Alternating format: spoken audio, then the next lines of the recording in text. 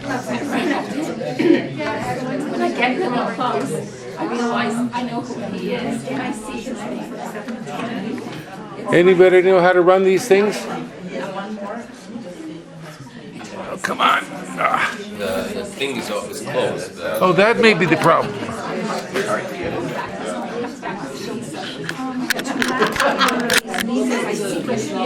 You know what? Makes a big difference. You in charge of the time here? Yes. Go ahead, one more. I'm not sure.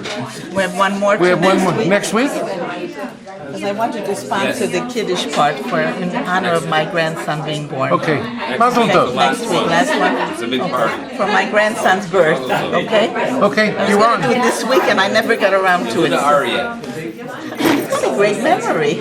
Holy smoke, Yehuda Ari. I Exactly. named him, so I should know. Okay. You did, that's right. Okay, so you do it I'll for take me, care of get it. Okay, and I'll pay her 75, Okay, right? good morning, everyone. Good morning.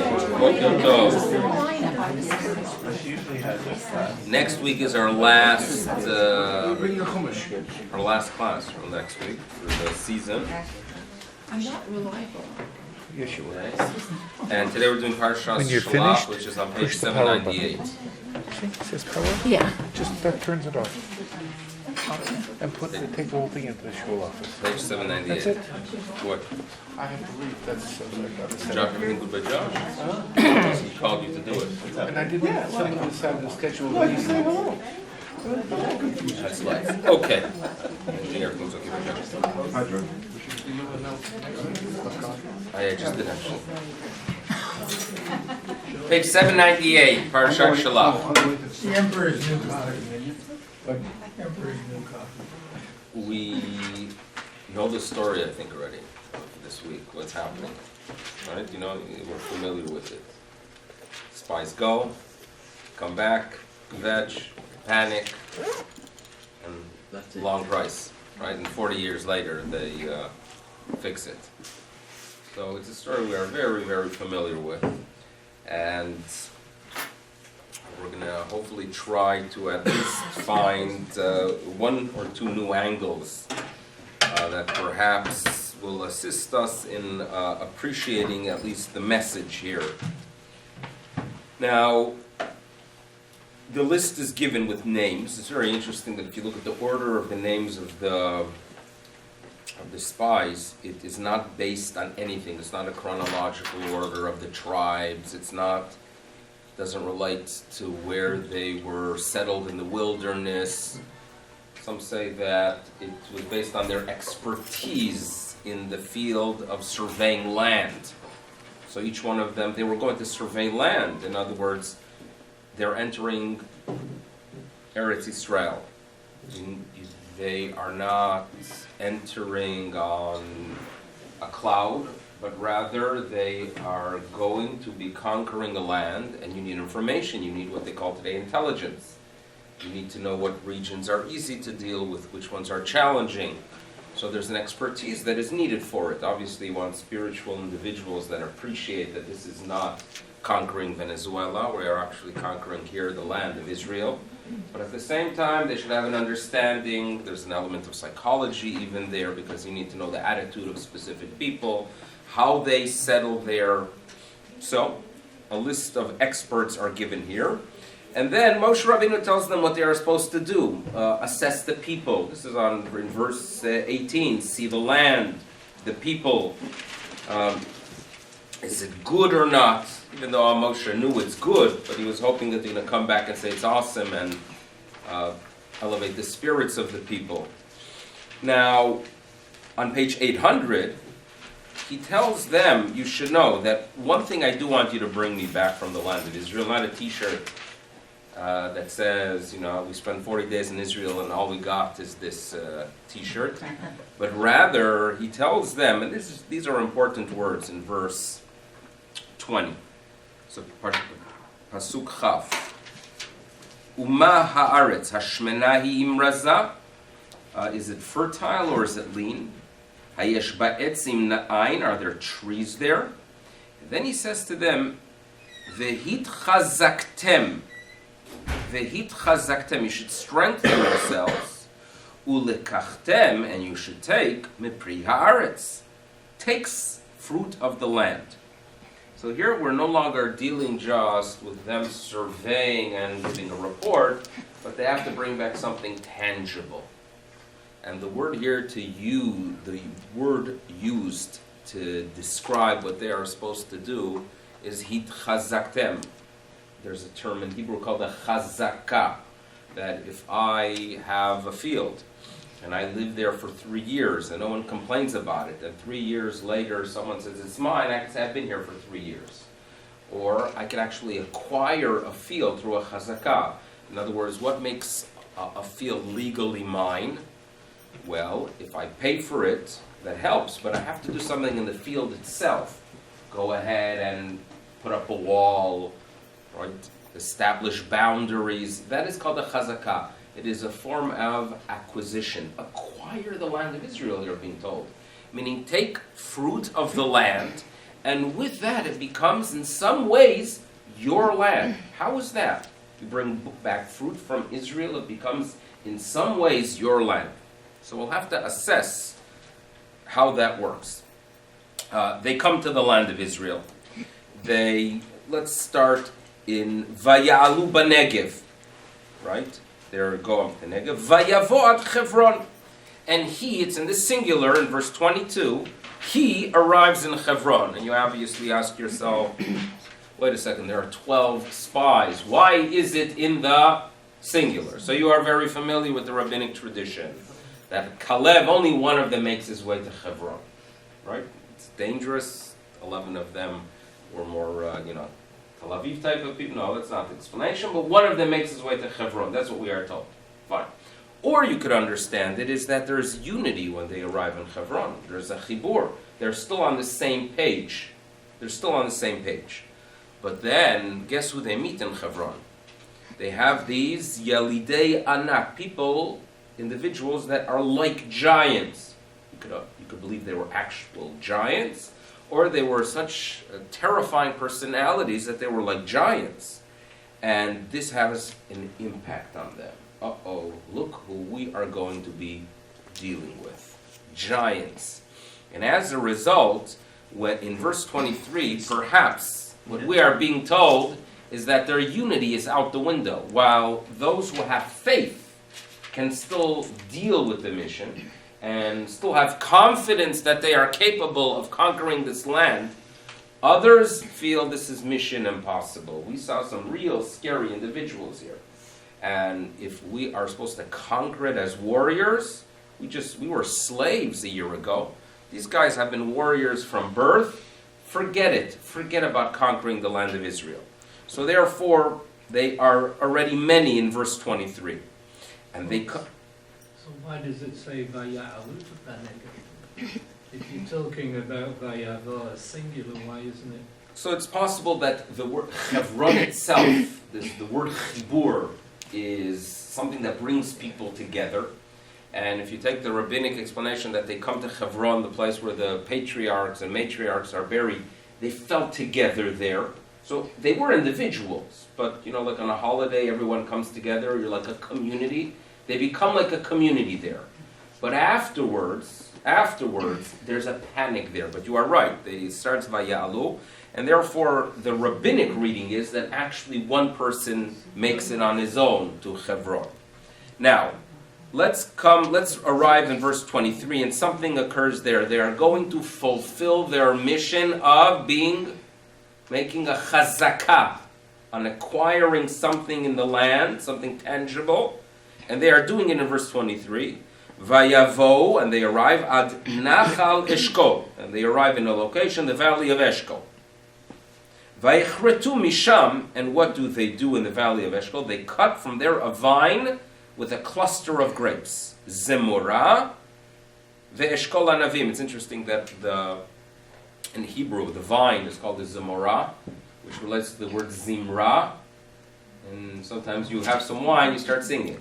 Right? There's a relationship between the two.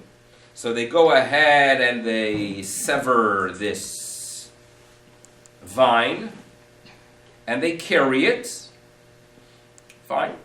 verse 24 is an interesting one because we are told, La makom ha'u kara, you know what they call the place? Nachal Eshkol. It's not named after Levi Eshkol, but rather it is called the Valley of Eshkol because of, listen for the reason, listen why. A group of tourists arrive, they take some fruit, and what happens? They decide to name the place because of what the tourists purchased. This is what the text is telling us. La makom ha'u, they call that location Nachal Eshkol, the Valley of Eshkol, because of the cluster which the children of Israel cut from there.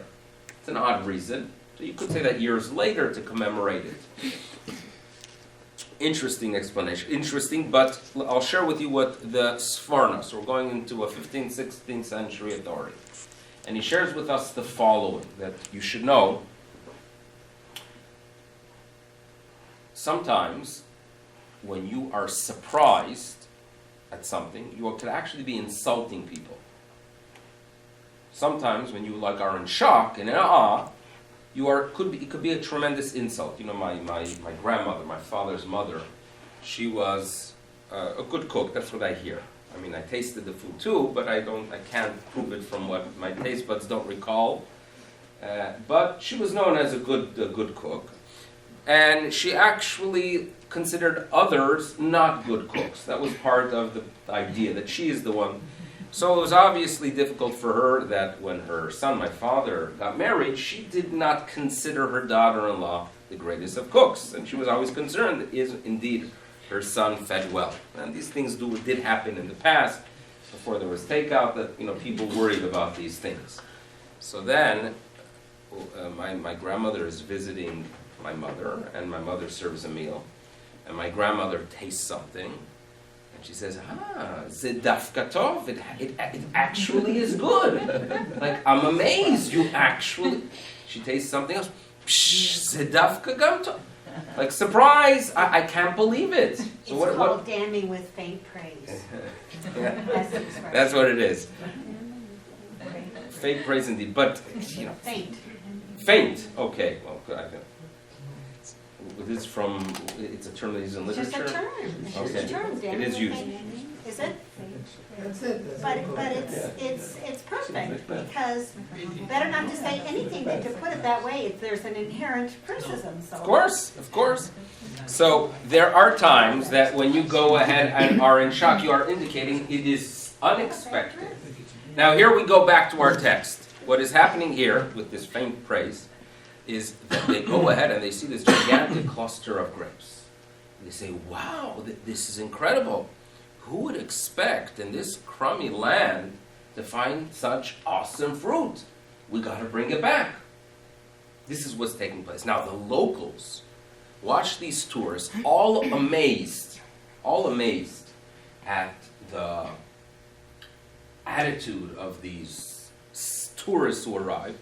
And for them, it's funny. Like, they're making a big to-do about the grapes. They're all like that in Eretz Yisrael, right? You imagine Memphis, Tennessee. I've mentioned this. They milk Elvis to the bone. In other words, everything is Elvis there. There's statues of Elvis. B.B. King also gets a little bit, but Elvis is everywhere on buildings, and that's what they do. When you come to the airport, and the first thing you arrive before even you pick up your luggage, you will see their statue of Elvis. So imagine some tourists arrive there, and they're taking pictures of the Elvis. So the locals laugh at it. They're making a big to-do. They're going to be seeing 10,000 of them in the city, right? So here too, the locals were amazed at the reaction of the tourists, the spies, to this cluster. And for them it was so funny that they shared with one another, boy, these tourists were amazed at the cluster of grapes. So therefore the locals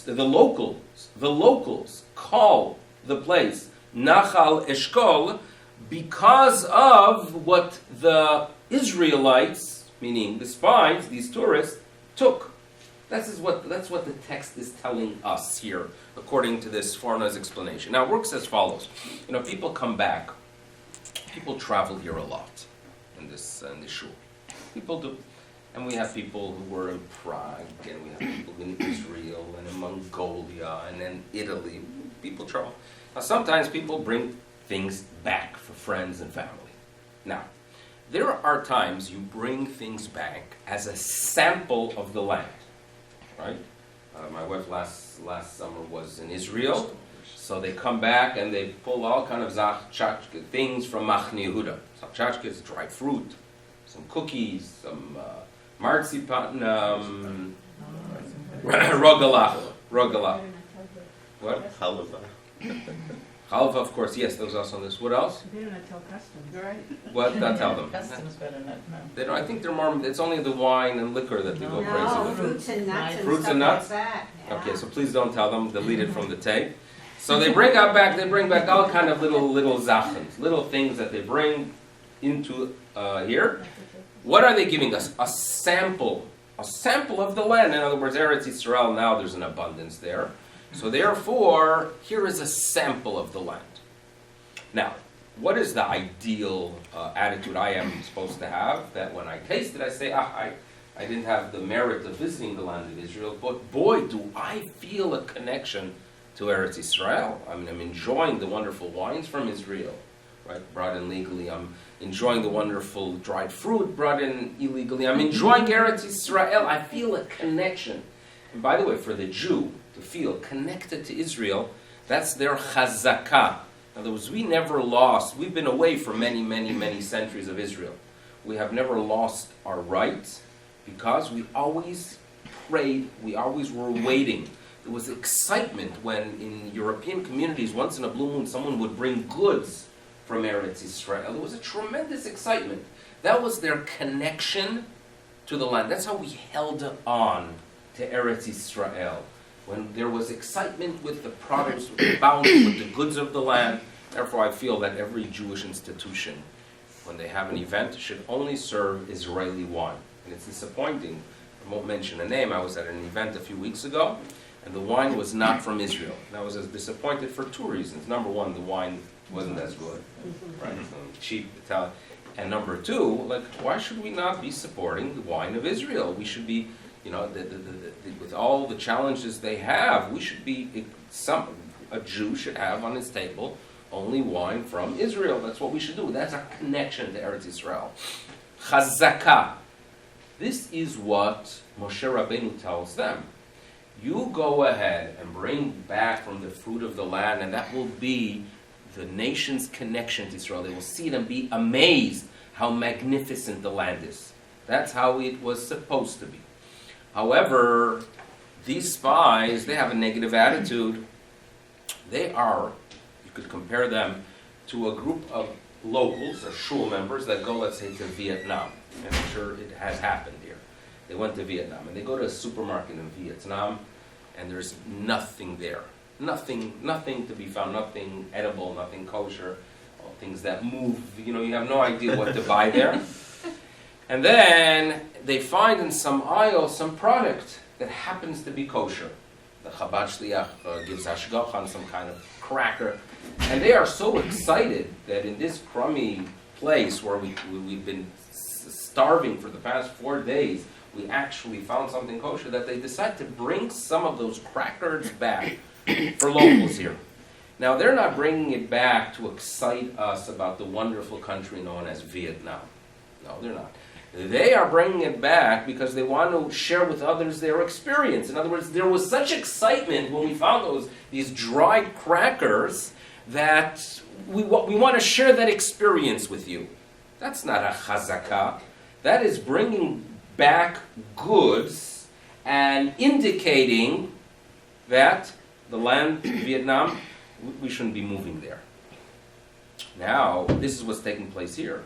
When they go ahead and they remove the fruit, they're in awe. Ooh, zedafka tov, there's something good here. There happens to be, what a chiddush, what a surprise.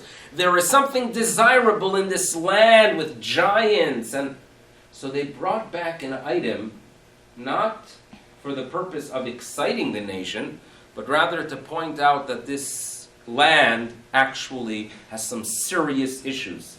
This is what's taking place. And therefore, even the language the Torah uses for their cutting of this fruit, it uses the word kartu, karet.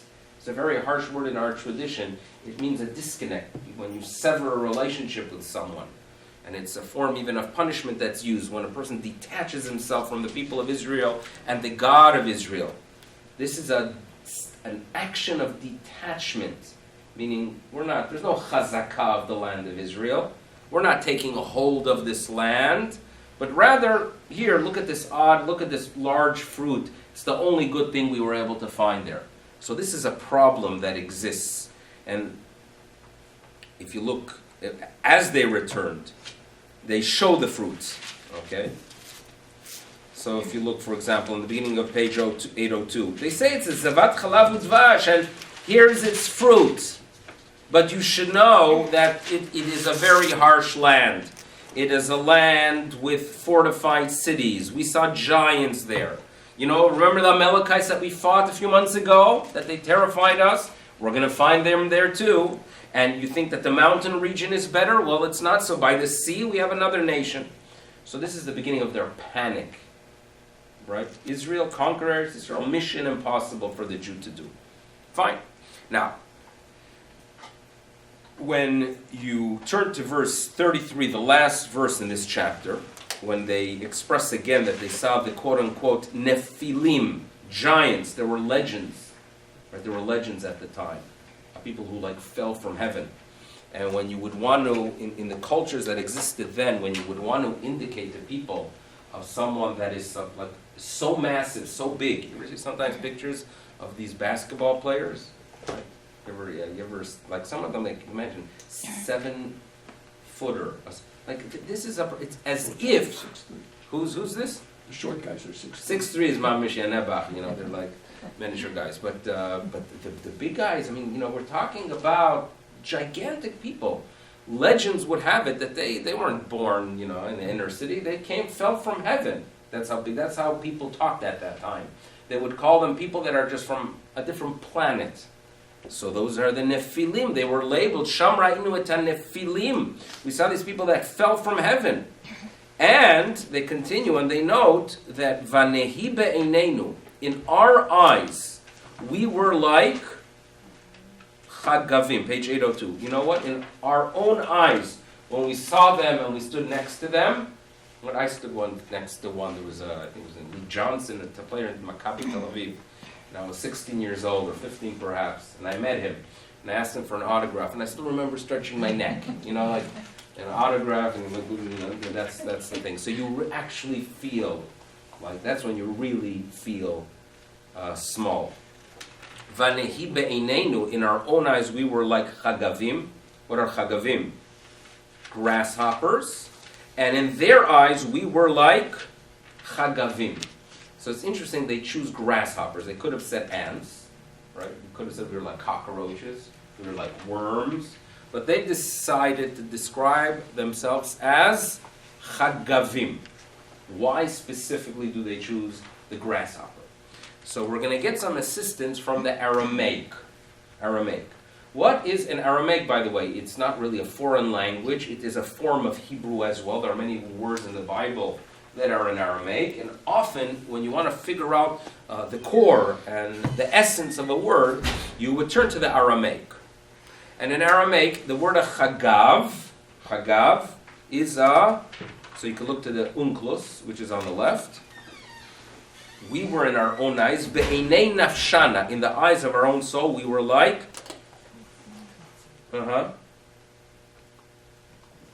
kematzin. Okay? Remember the Talmud, kamtza bar kamtza, ring a bell? It means a grasshopper in essence. Kematzin. Now, so a grasshopper is a kamatzin. In the days of the temple, you would bring a meal offering, and they would take a pinch of flour from it, the Kohanim in many cases, and the term for it is a kometz. Kometz is a pinch. I think in modern Hebrew it's used as well. You would have to find out. See, it is. Kamatz ksat misham took a little, like a pinch. A pinch. In what way does the grasshopper have to do with a pinch? Now, grasshoppers can eat.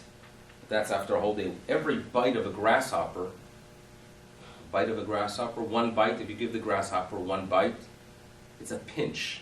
It's a small amount, like a pinch. Therefore, they're called the pinchers. Now, they pinch for hours upon hours, and they'll consume, everything. So here we have an idea. When they are told to enter the land of Israel, they are told to take hold of the land. Chazakah, make it yours. How do they react? Right? How do they react? Imagine you're invited to someone's house and you're not comfortable there. And there's a plate of cake there. And they say, take some, but you're not comfortable to eat. You're not really interested in eating. You don't want to insult them. So you take like a brekel off, a little piece of cake. You find the smallest piece, cut it into 18 pieces. Take a little brekel and say, I tasted something. And not that anyone would ever do that, but the idea is that you're not really comfortable there. On the other hand, the child comes home, my kids come home, right? And they come into the kitchen. They're very Hamish. It's theirs, right? It's their home. I have to ask permission if they come into the kitchen. But for them, right, it's their home. They could do whatever they want. They could take out the frying pan, use 16 eggs, all the cheese. Why? It's theirs. They have a chazakah in the kitchen, right? On the other hand, when you feel as an outsider, right, the fresh son-in-law walking into the in-law's kitchen, right? He walks in, he asks permission if he could use some salt or not, right? That's the difference between taking what is yours, that's a chazakah, or taking a pinch out of something. These people said, we viewed ourselves as people who pinched the land. It wasn't ours. We didn't feel that attachment to Eretz Yisrael. This really is a problem that exists, that even in the 21st century, you have people that live in the land of Israel, but there's guilt. They feel a tremendous amount of guilt because of the Nakba. We did kick out 700,000 Palestinians from their homes, right? We feel terrible because it's not really our land. We are really Europeans that happen to be here. We are occupiers, right? There's a tremendous amount of guilt that some people in Tel Aviv have. And the guilt is because they don't feel it's their land. They don't have a chazakah in Eretz Yisrael. But rather, what's their attitude? We happen to live here, but maybe Tel Aviv would be good enough and we should try to return to not even to the 67 borders, but perhaps to the partition of November 1947. Then we would feel comfortable, right? It's not the way and not how we should be holding the land of Israel. Now, people share that, there's a record of it, during the Peel Commission, 1936-37. What's happening is that the British conquer Eretz Yisrael in 1917, 1918. You had a whole session upstairs, if you remember, about the San Remo Conference of 1920, and then another, the Mandate of 1922, a homeland for the Jews in the land of Israel. And you have to understand, does that mean in all of the land of Israel? Or in part of the land of Israel? I'm not a big fan of believing that some document from 1922 is what we should be waving to show that it's ours. I'm a big fan that what we should be waving and showing that it's ours is the Tanakh. That's my philosophy. And you'll say, wait a second, but that's not going to work. The nations of the world are not going to recognize it. Well, perhaps the message is that we have to talk to ourselves, to our people. And if we recognize our right to the land of Israel and wave the Bible, and we actually believe it, when you really, really, you know that it is in any negotiation. If you are very, very determined and you're very, very confident in your position, you could go ahead and get things. If you walk into a discussion, a debate, an argument, a negotiation, and you're not so sure, and the other party senses it, right? You're going to lose out there, right? The confident party is the one that wins, and that's the problem, that we have to be proud. This is what we need. And all other documents really, right, are nice perhaps, but are not going to give us our roots that we need. So then, by 1936, the British very, very fast, it's an amazing thing how Almighty worked it out, that he shines from above. The nations of the world, in essence, recognize our right to the land. And right then, suddenly there's something called petroleum. And right then, the Arabs become suddenly significant, right? For hundreds of years, they are insignificant, maybe thousands of years. And Pitam, the Rabbanu Shalom, decides it will be interesting to get historically the precise time when, because petroleum, like, when they discovered it already in the 1870s, 1880s. So someone read to me once a report how they've looked at it. They said it's interesting, but probably no usage at all for it. It would serve no purpose at all, and let's move on. But then Pitom, right, as cars, as they are manufacturing was it the T model, and everyone needs their petroleum, and all the economies are based on it. So the whole world, everything changes by then. So then there's a Peel Commission. Peel Commission, the British come up and they come up with a solution. They're trying to work out a proper and fair division of the land of Israel. So who is one of the individuals being interviewed there is Ben Gurion. And Ben Gurion himself says that you should know, the mandate to this land is the Bible. Ben Gurion himself said it. Right? And this is what we are being told. We have to have a chazakah because of this mandate of known as the Bible. I saw interesting that Chaim Weitzman, not a religious person, not even close to it. Chaim Weitzman, the first president of the state of Israel, and Chaim Weitzman himself writes that you should know that it's not, we cannot really say the Bible is our mandate, and on the other hand, scorn the Bible. Isn't it interesting? That he sensed it. In other words, he said, I'm not a religious man, but you know, it's very difficult. And he was relating to what Ben Gurion was saying, and he said, you have to be consistent here, and we agree with him on that one. We have to be consistent. In other words, to have that confidence, you have to live by it. You have to be familiar with it. You have to understand that our roots are in it. So this is what's happening here. At least we understand the Chagavim and what is occurring there. Now, one more point I would like to make. Page 806, please, which is chapter 14, verse 20. When the Almighty, it seems, originally wants to go ahead and simply wipe out the nation. He had enough. They don't have faith. Moshe prays, the power of prayer. And in verse 20, the Rabbanu Shalom says, you know what? Salachti kidvarecha. Guess what? I have forgiven because of your words. Now, here comes the bad news. However, verse 21, Ve'ulam chayani, this is like an oath that God makes. Ve'yimale kevod Hashem et kol haaretz, and the glory of Hashem shall fill the entire world. And then he continues in verse 22 that all those who saw the land, and this whole generation, they're not going to be the ones to enter the land. Fine. What is the idea? Again, let's look at the oath. Ve'ulam chai ani. That's an oath. God's making it very clear that this is serious. But then he continues, Ve'yimale kevod Hashem et kol haaretz. My glory is going to go ahead and fill the entire world. What does that have to do with anything? My glory will fill the world. So, two explanations given. One is that there's a new reality of Jewish history. Jewish history, we believe in a final goal. And that is that humanity will recognize God and live in this world, appreciate it, but have an understanding that there's purpose. That there's a purpose for things. How is that achieved? Well, there is a nation that's supposed to serve as the educators towards humanity, which are the people of Israel.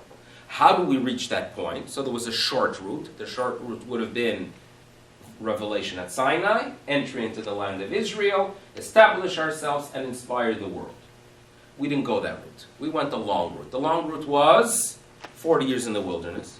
And according to rabbinic tradition, that brought about the fact that even when they entered the land of Israel, there was an exile.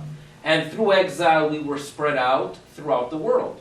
So it seems to be that we still have an impact on the world, but it's not happening right then.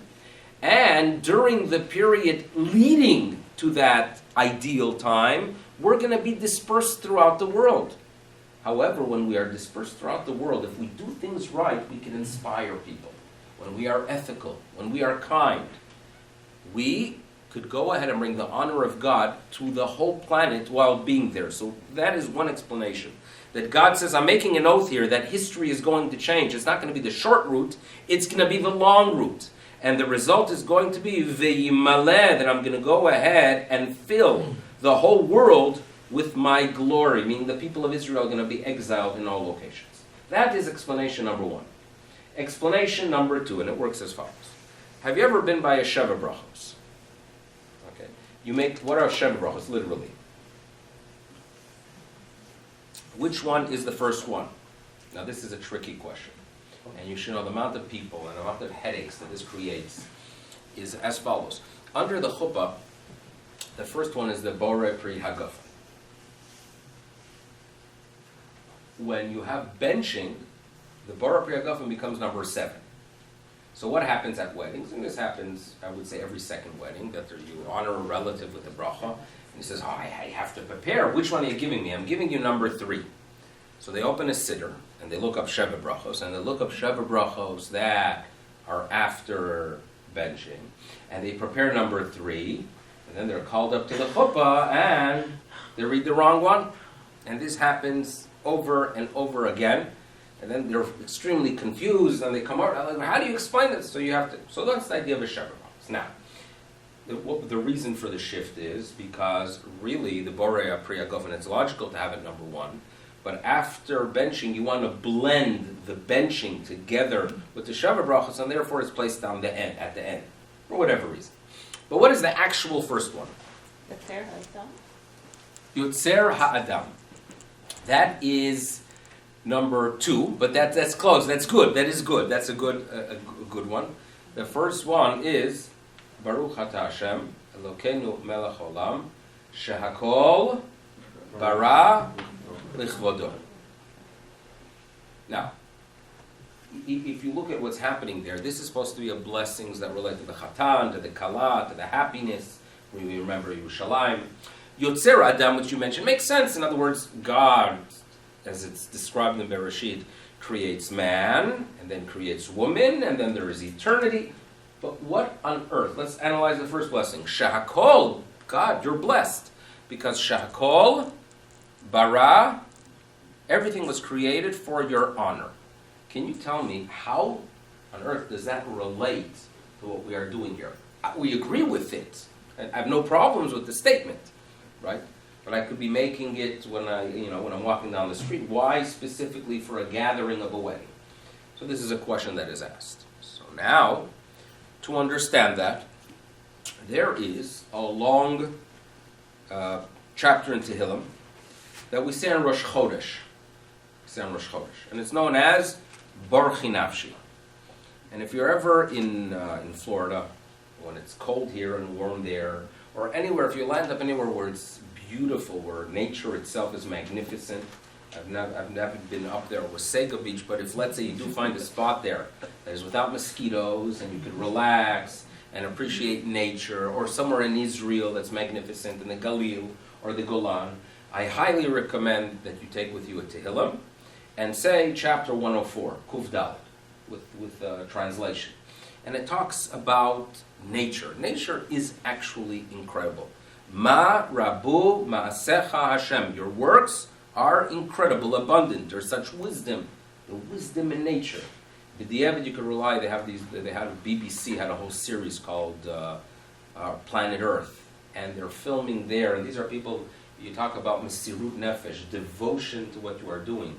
People to film specific types of birds, doing specific types of dances, had to conceal themselves for like 12 hours a day, for like 18 days straight, to capture a few moments of a specific bird. Right? That's real devotion to what they are trying to achieve. And they have, I remember we said a few years ago, incredible stuff. This is really an awesome planet, the amount of species in the Amazon. So you want to get inspired, go see nature, number 1. But remember that this is not random. It's absurd to believe that such beauty and brilliance exists just for no reason. But rather there is a creator, and it's there for us to be inspired.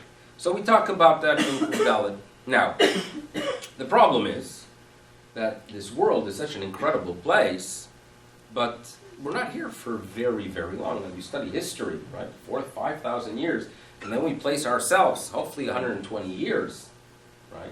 But it's very interesting. We move on eventually, which we deal with it. Right? It's not an easy thing to process, but it's a reality. It is a reality. So how do we deal with it? So this text, when it talks about the awesomeness of nature, tells us that you should know. The day comes when God conceals his face, tastir panecha, and we are terrified. Right? When that day comes, it's terrifying. and eventually yigva'un, we perish. All of nature does.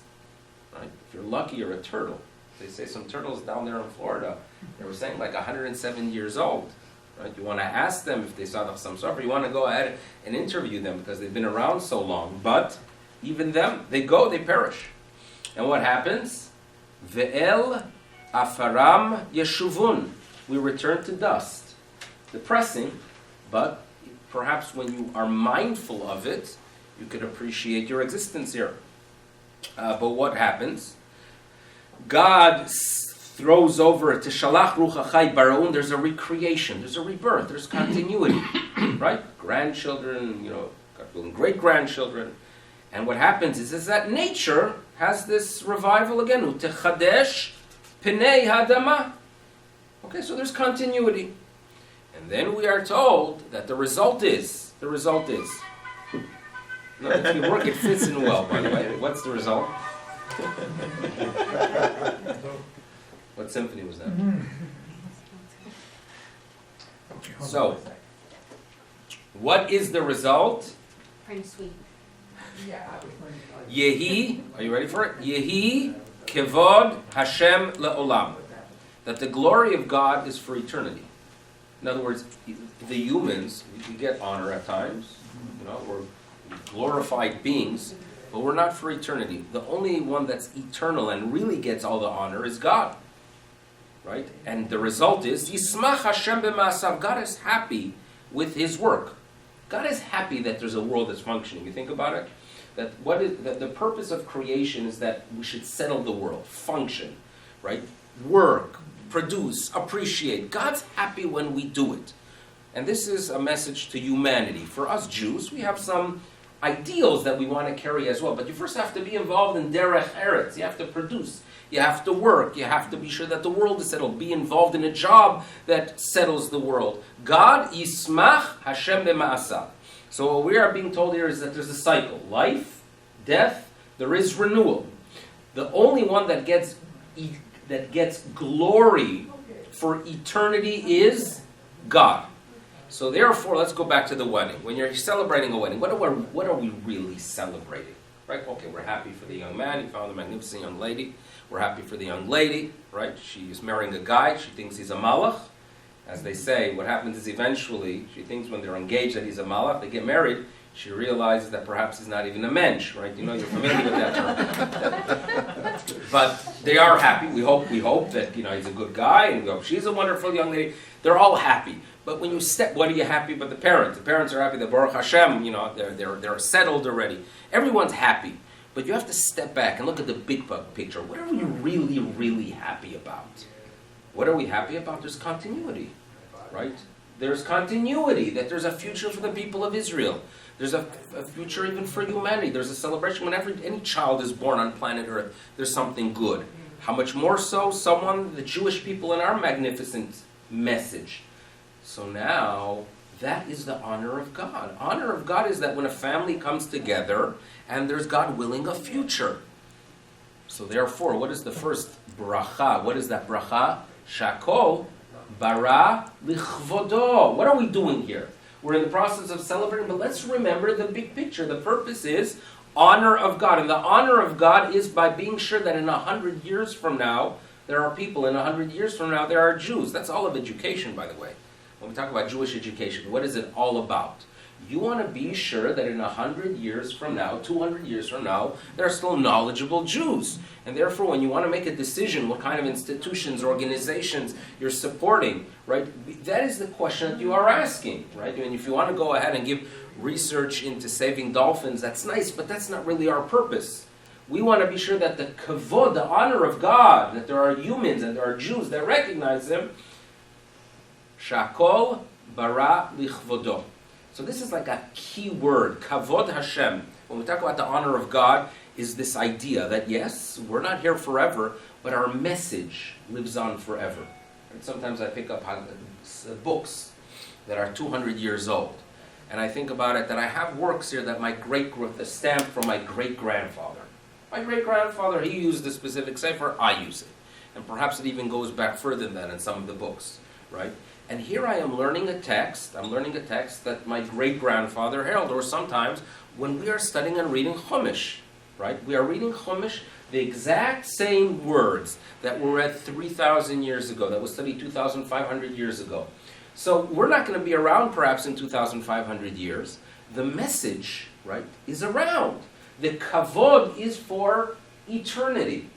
So now, when God is going to inform, back to our Chumash, when God is going to inform them that you should know, you guys are not going to be around, meaning you messed up. There needs to be a new generation to enter the land of Israel. You are not the designated generation to bring and to come into Eretz Israel. So therefore, in verse 21, he says, Chayani, I'm making an oath, but the Yimaleh Kevod Hashem et Kol Haaretz, the Kavod of Hashem will be around. The term, the glory of God, Kavod Hashem, is a term that is used to indicate you're not going to be around, but your message is going to be around. This is what's being referred to. Shakol bara lichvodo, Kavod Hashem. This is really our mission in life, that the honor of God is around today and is around in 100 years from now and in 1,000 years from now. We live a life of values. We want to be sure that our children, our grandchildren live by them. We want Kavod Hashem le'olam. That is really the key of Jewish existence, and it perhaps has in it a reminder that we're not here forever, but if we live based on these values, we live on. And we know that people, I always say that at Yizkor, I think, every single time. And we say Yizkor, right? It's a painful moment. You remember relatives, people that were very, very meaningful to us. But if we are here, right, saying it, so they're alive.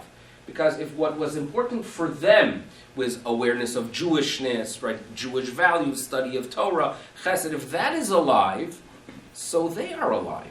That's what we talk about. Kevod Hashem L'olam, the honor of God. That's what we are about. And that is perhaps the message here that God introduces this idea that the next generation will be the one to honor Him. Thank you so much for coming and listening. We see you all, God willing, next week. We're here next week. Yes? Is there some significance in number 40? Like we have the Mabul was 40, the Midbar was 40 years, Moshe was up for 40, and here's 40. My father would always say that 40 represents a complete change. And we could go through many, many 40s. This is a generation that needs to go through a complete change, 40 years, right? You know, for example, from grapes to wine. How long does it take? You crush grapes. When is it technically considered wine? I prefer 3 to 5 years. But halachically speaking, it's considered wine after 40 days, right? From the time of conception until there is actually a fetus there, right? 40 days. So 40 symbolizes complete change. Thank you again, everyone. Have a wonderful day. Good. They deserve it.